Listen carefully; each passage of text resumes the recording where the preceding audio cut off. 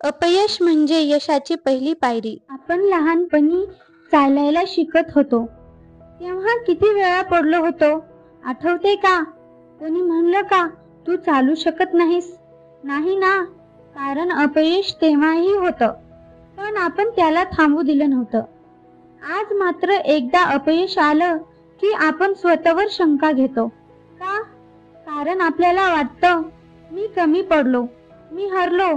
पण खरं काय आहे माहितीये? अपयश म्हणजे यशाच्या पहिल्या पायरीवर तुमचं पाऊल पडलंय. थॉमस एडिसनला 1000 वेळा अपयश आलं होतं, पण शेवटी त्याने बिजलीचा दिवा लावला. त्याचं एक वाक्य सिद्ध आहे, मी अपयशी झालो नाही, मी 1000 अशा पद्धती शोधल्या ज्या काम करत नाहीत. अशाच पद्धतीने आपण अपयशी म्हणजे शिकण्याची संधी आहे. ते आपल्याला शिकवतं काय चुकलं, काय सुधारायला हवं, आणि जो शिकतो तोच पुढे जातो.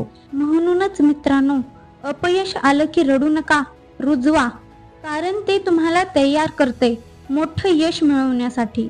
आज जिथं तुम्ही अपयश पाहताय, उद्या तिथं यशस्वी सुरू होणार आहे. फक्त तुम्ही हार मानू नका. झुकायला लावणारा प्रत्येक अपयश उभा राहण्यासाठी नवी ताकद देतो.